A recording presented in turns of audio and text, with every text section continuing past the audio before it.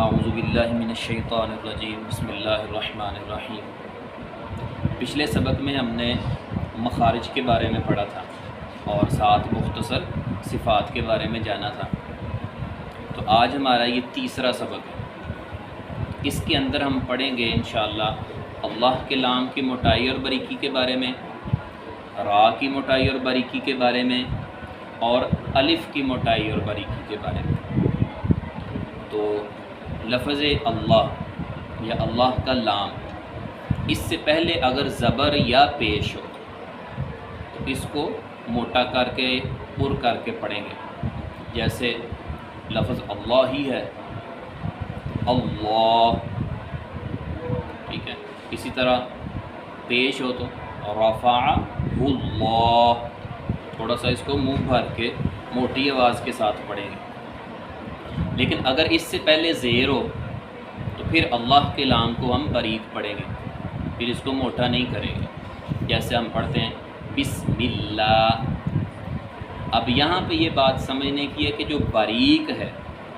اس کو موٹا نہیں کرنا، اور جو موٹا ہے اس کو باریک نہیں پڑھنا، یہ صفات عارضہ کی غلطی ہو جائے گی۔ اب جو ہم یہ پڑھ رہے ہیں یہ ساری صفات عارضہ ہیں تفصیل کے ساتھ، لیکن تفصیل زیادہ ہم اس لیے نہیں پڑھیں کیونکہ یہ ہمارا مختصر کورس ہے۔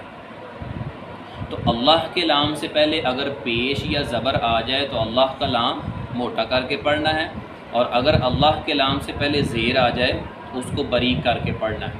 جیسے بسم اللہ بسم اللہ۔ اگر ہم باریک کو موٹا کریں گے جیسے بسم اللہ تو یہ غلط ہو جائے گا، اس کی جو خوبصورتی ہے لفظ کی وہ خراب ہو جائے گی، جو حسن ہے وہ ختم ہو جائے گا، تو وہ اچھا نہیں لگے گا۔ تو اس لیے اس طرح کی غلطی بھی ہم نے نہیں کرنی۔ تو اللہ کے لام سے پہلے زبر یا پیش ہو تو اللہ کا لام موٹا پڑھنا ہے، اور اگر اللہ کے لام سے پہلے زیر ہو تو اللہ کا لام باریک پڑھنا ہے۔ اچھا، اس میں اللہم بھی اسی کے اندر شامل ہے، وہ بھی اللہ ہی کا لام ہے، لیکن اس کے علاوہ باقی جتنے لام ہیں وہ سب باریک پڑھنے، بے شک ان کے اوپر زبر آئے، زیر آئے، پیش آئے، یا وہ ساکن ہو اور ان سے پہلے زبر پیش ہو، تب بھی آپ نے وہ سب باریک ہی پڑھنے، جیسے ما واللہم، واللہم، واللہ نہیں کرنا، واللائی، واللائی، واللہ، یہ غلط ہو جائے گا، ٹھیک۔ تو باقی جتنے بھی لام ہیں وہ سب آپ نے باریک پڑھنے۔ تو یہ تو اللہ کے لام کے قواعد ہوئے۔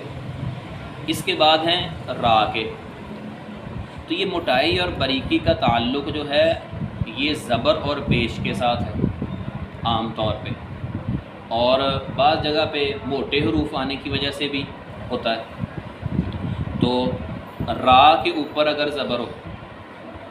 یا را کے اوپر پیش ہو تو وہ را آپ نے موٹی پڑھنی ہے۔ اسی طرح را کے اوپر شد لگی اور اس کے اوپر زبر یا پیش ہو تو وہ بھی موٹی ہی پڑھنی ہے آپ نے۔ تو اس میں دیکھنے کی چیز یہ ہے کہ را کے اوپر اگر زبر یا پیش ہے تو پر پڑھنی، خواہ اس کے اوپر شد لگی ہو یا نہ لگی ہو۔ تو یہ را جس کے اوپر زبر ہے یا پیش ہے تو وہ موٹی کر کے پڑھنی ہے، جیسے ربما، ربک۔ اچھا، اس کے بعد را اگر ساکن ہو اور اس سے پہلے والے حرف کے اوپر زبر یا پیش ہے، پہلے ہم نے پڑھا کہ را کے اپنے اوپر زبر یا پیش ہے تو وہ را موٹی پڑھنی ہے، لیکن اگر را ساکن ہے اس کے اوپر جزم لگی ہوئی ہے، سکون کی علامت لگی ہوئی ہے، اب وہ را تو پڑھی نہیں جا سکتی جب تک پچھلے حرف کے ساتھ نہ ملائیں، کیونکہ ساکن حرف پڑھا ہی نہیں جا سکتا۔ اس کو پڑھنے کے لیے ہمیں پچھلے حرف کا سہارا لینا پڑتا ہے اور اس کے اوپر کوئی حرکت لگا کے ہم پھر اس کو پڑھ سکتے ہیں۔ تو را ساکن ہوگی اور اس سے پہلے والے حرف کے اوپر اگر زبر یا پیش ہو تو یہ را بھی موٹی پڑے، جیسے ارسل، جیسے ارسل یا ارسلہ، ٹھیک ہے۔ الرحمن، یہ شد زبر کے ساتھ آ گئی، اور ارسلہ اس کے اندر را ساکن اور اس سے پہلے زبر کی مثال آ گئی۔ اچھا، اسی طرح یرزقون، یور باریک نہیں پڑھنی بلکہ یور را کو پر پڑھنا ہے، کیوں؟ یہ را ساکن ہے، اس سے پہلے حرف کے اوپر پیش ہے، تو یہ را بھی پر پڑھی جائے گی۔ اچھا، اسی طرح را ساکن ہو اور اس کے بعد موٹے حروف میں سے کوئی حرف آ جائے، موٹے حروف 7 ہیں جن کا مجموعہ ہے خصہ ضغط قذ، یعنی خصہ خا صاد، ضغط ضاد، غین طا اور قذ قاف اور وا، تو یہ 7 حروف موٹے ہوتے ہیں۔ یہ ہم نے قاعدے کے اندر بھی پڑھے تھے جب قاری صاحب نے قاعدہ پڑھایا تھا قرآن پاک سے شروع کرنے سے پہلے۔ تو یہ 7 موٹے حروف جب را کے بعد آ جائیں، را ساکن ہو اور اس کے بعد ان موٹے حروف میں سے کوئی حرف آ جائے، تو پھر ہم نے را سے پہلے والے حرف کی حرکت کو نہیں دیکھنا، پھر ہم نے اس را کو موٹا ہی پڑھنا ہے۔ جیسے ان ربک لبالمر، حالانکہ را ساکن ہے، اس سے پہلے زیر ہے، یہ باریک ہونی چاہیے تھی، لیکن چونکہ بعد میں صاد حروف مستعلیہ میں سے آ گیا، تو اب یہ را جو ہے یہ پر پڑھیں گے، یہ موٹی پڑھیں گے، منہ بھر کے پڑھیں گے، اس را کو ہم باریک نہیں پڑھیں گے۔ اکثر طلبہ اس میں غلطی کرتے ہیں، وہ قاعدہ ان کے ذہن میں ہوتا ہے کہ را ساکن اور اس سے پہلے والے حرف کے نیچے زیر ہو تو را باریک ہوتی ہے، وہ اس کو نوٹ ہی نہیں کرتے کہ بعد میں حروف مستعلیہ یعنی موٹے حروف میں سے کوئی حرف آ گیا۔ تو یہ آپ نے خیال رکھنا ہے کہ را ساکن سے پہلے زیر زبر جو مرضی ہے، لیکن بعد میں اگر حروف مستعلیہ آ گیا ہے تو اس را کو آپ نے موٹا کر کے پڑھنا ہے۔ لبالمر صاد، ار صاد، فرقۃ، یہ را ساری موٹی ہوں گی جو حروف مستعلیہ سے پہلے آ رہی ہوں۔ اچھا، اسی طرح را ساکن ہے، اس سے پہلے والا حرف بھی اگر ساکن ہے، را ساکن آ گئی، پھر اس سے پچھلا بھی ساکن ہے، اس سے پیچھے والے حرف کے اوپر بھی ہم یہی دیکھیں گے، اگر اس کے اوپر زبر ہے یا پیش ہے تو یہ را موٹی ہوگی۔ لیکن عام طور پہ یہ صورت ہوتی ہے وقف کی حالت میں، جیسے قد، یسر وغیرہ، جب آپ وقف کرتے ہیں تو وقف کی حالت میں یہ کیفیت ہوتی ہے کہ را ساکن، ویسے تو اس کے اوپر کوئی حرکت ہوتی ہے اکثر، یا ساکن بھی ہو تو اس سے پچھلا حرف دیکھتے ہیں وہ بھی ساکن ہے، تو پھر اس سے پیچھے والا، یعنی را پہلا، اس سے دوسرا، اس سے پیچھے والا، تو تیسرا حرف جو ہوتا ہے اس کو ہم دیکھتے ہیں، اس کے اوپر اگر زبر یا پیش ہے تو پھر وقف کی حالت میں اس را کو ہم موٹا پڑھتے ہیں۔ اچھا، قرآن پاک میں لفظ آیا ہے فرقن، تو یہ جو فرقن کی را ہے، اس میں علماء اور قراء نے یہ بیان کیا ہے کہ یہ را آپ جس طرح چاہیں پڑھ سکتے ہیں، کیونکہ یہ را ساکن اس سے پہلے کسرہ بھی ہے اور اس کے بعد موٹے حروف میں سے بھی آیا ہے، لیکن وہ جو موٹے حروف میں سے آیا ہے وہ بھی کسرے کے ساتھ ہے، فرقن، اس لیے کہتے ہیں کہ پہلے بھی اس کی کسرہ ہے اور بعد میں بھی کسرہ ہے، تو اس لیے یہ را باریک پڑھی جائے گی، اور بعض کہتے ہیں کہ نہیں حروف مستعلیہ آ گیا ہے تو یہ موٹی، تو اس میں پھر اختلاف ہو گیا، تو آپ اس را کو، فرقن کی را کو جس طرح چاہیں آپ پڑھ سکتے ہیں۔ تو یہ تو تھی ہماری را کے موٹے ہونے کی صورتیں، اب ہے باریک ہونے کی۔ تو جس طرح ہم نے را سے پہلے دیکھا یا را کے اوپر دیکھا یا را ساکن، اس سے پہلے ساکن، اس سے پہلے زبر پیش کو دیکھا، تو اب باریکی میں ہم نے زیر کو دیکھنا ہے۔ را کے نیچے زیر ہوگی یا را کے اوپر شد ہے پھر بھی نیچے زیر ہے تو یہ را باریک ہوگی۔ را ساکن ہے، اس سے پیچھے والے حرف کے نیچے زیر ہے تو وہ را بھی ساکن ہوگی۔ پہلے ہم نے پڑھا تھا کہ زبر پیش ہو تو موٹی ہوگی، لیکن را ساکن سے پہلے اگر زیر ہو یا را کے نیچے زیر ہو تو وہ را باریک ہوگی، جیسے رجال، ٹھیک ہے، یا الرجال، تو یہ را کیا ہوں گی؟ باریک ہوں گی، ان کے نیچے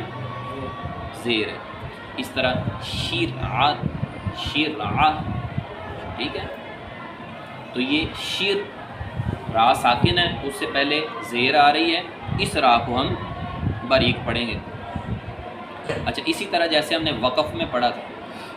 کہ وہاں پر را ساکن، اس سے پہلے ساکن، اس سے پہلے زبریہ پیش تو موٹی تھی،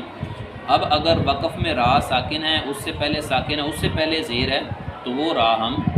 باریک پڑھیں گے، وہ را ہم باریک پڑھیں گے۔ یہاں پہ ایک اور چیز ہے کہ اگر اسی طرح را ساکن ہے اور اس سے پیچھے والا حرف یا ساکن آ جائے، را ساکن وقف میں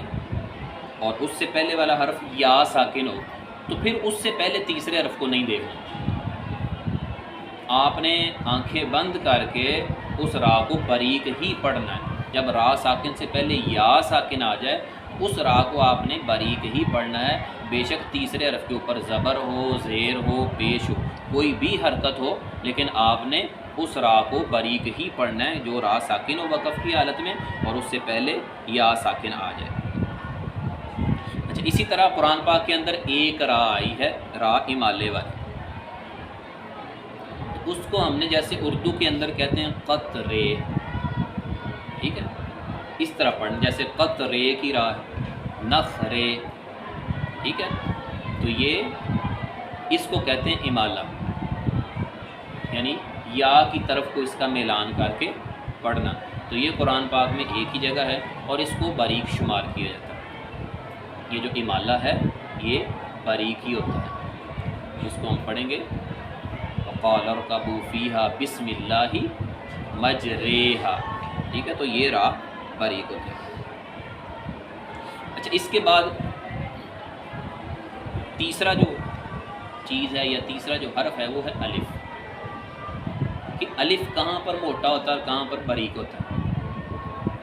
تو وہ بہت آسان ہے۔ جب الف کسی جگہ پر آئے اور اس سے پہلے کوئی موٹا حرف ہو، جیسے قا، تو وہ الف موٹا ہوگا، قال، ٹھیک ہے، خواب، کوئی بھی موٹا حرف جب الف سے پہلے آ جائے تو اس الف کو آپ نے موٹا پڑھنا ہے۔ تو 7 حروف تو موٹے ہو گئے جو خصہ ضاد تنقیض میں جمع ہے۔ اگر ان 7 حروف میں سے کوئی حرف آئے تو آپ نے الف کو موٹا پڑھنا ہے۔ اسی طرح اگر الف سے پہلے را آ جائے، زبر والی یا زبر والی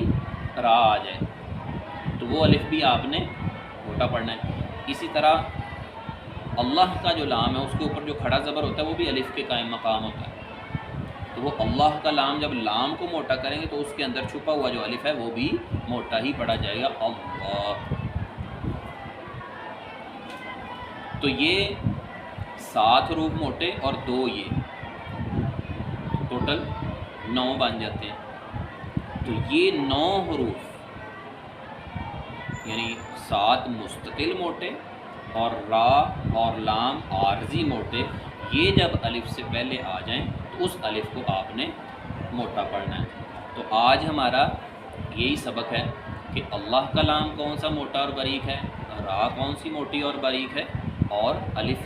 کون سا موٹا اور باریک ہے۔ تو یہ قواعد ہم نے پڑھ لیے ہیں، ان کو اچھی طرح